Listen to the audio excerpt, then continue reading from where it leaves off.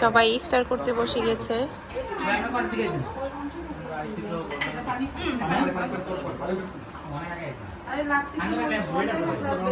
মিঠি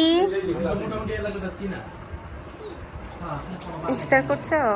বর্তমানে অনেক বাইরে এলাকা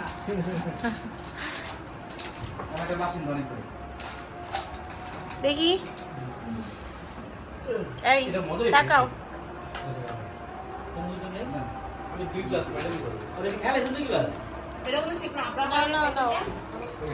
অনেক মজা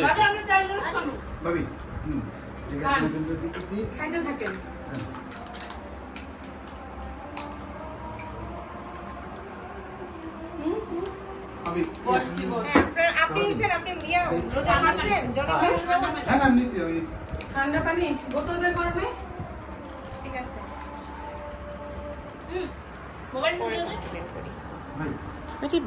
করে বসো। তো ফার্স্টে আমি নিয়ে নিয়েছি, আমাকেই বলেছিল সবাই একটু ভাবি আপনি নেন আর আমরা ভিডিও করি। তো আমি না জাস্ট এত ভর্তা আইটেম দেখে না কোনটা নেব কোনটা রেখে আমি সত্যিই বুঝে পাচ্ছিলাম না।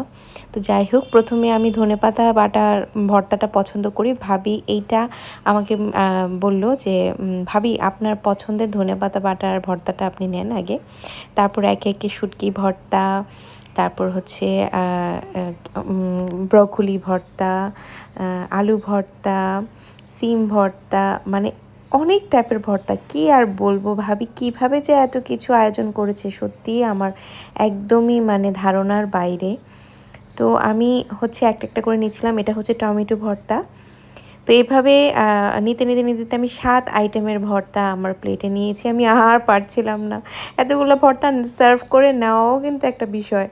তো যাই হোক, পরে আমি নিয়ে খাওয়া শুরু করলাম। দেখি খেয়ে এরপর আরও নিব। দই বড়াটা কেমন খাইতেছো? অনেক মজা। অনেক মজা। তুমি তো ফার্স্টে খাইতে চাও নাই? ফার্স্টে খাইতে চাই নাই, কারণ হলো প্রথম আরেকবার খাইছিলাম তখন ভালো লাগে, এখন ভালো লাগতেছে।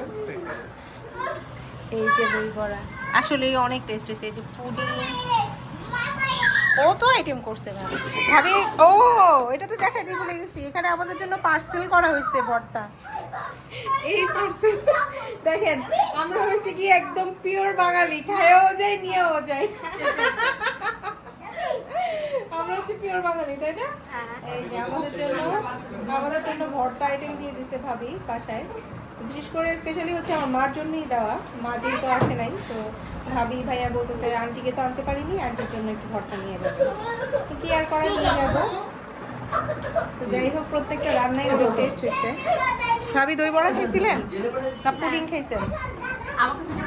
হ্যাঁ হ্যাঁ, দই বড়া খেয়েছি, অনেক মজা হয়েছে। আমার বাচ্চাগুলা প্রত্যেকটা আইটেমই খুব ভালো হয়েছে আর খুব মজা হয়েছে, আর সবকিছু হোমমেড ছিল। সমোসা থেকে শুরু করে চিকেন ডিম চপ থেকে শুরু করে সবকিছুই হোমমেড ছিল।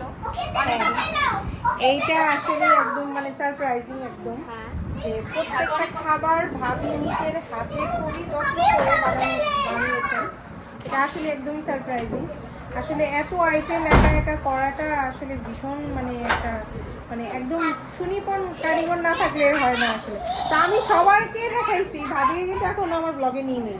যে এত কষ্ট করলো, এই হচ্ছে আমাদের সেই গুণী ভাবি, যে এত কষ্ট করে একা হাতে সবকিছু রান্না করে আমাদেরকে খাওয়াইছে। আবার আমাদের জন্য দিয়েও দিছে।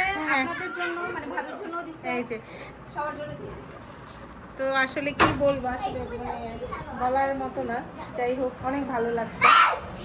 তো নেক্সট ডে হচ্ছে জানি না পরে আবার কখন মানে দেখা হবে সবার সাথে। তো আজকের মতো এখানেই বিদায় নিব। যেহেতু অনেক আনন্দ করলাম, বেশ ভালো লাগলো, খাওয়া দাওয়া গল্প গুজব সব কিছু মিলে অনেক বেশি ভালো লেগেছে। তো আজকের মতো এখানে বিদায় নিচ্ছি। সবাই ভালো থাকবেন, সুস্থ থাকবেন। হ্যাঁ, আবার তো অবশ্যই ডেফিনেটলি আবার সবার সাথে দেখা হবে। হ্যাঁ, সেটা তো অবশ্যই। তো সবাই ভালো থাকবেন, টাটা।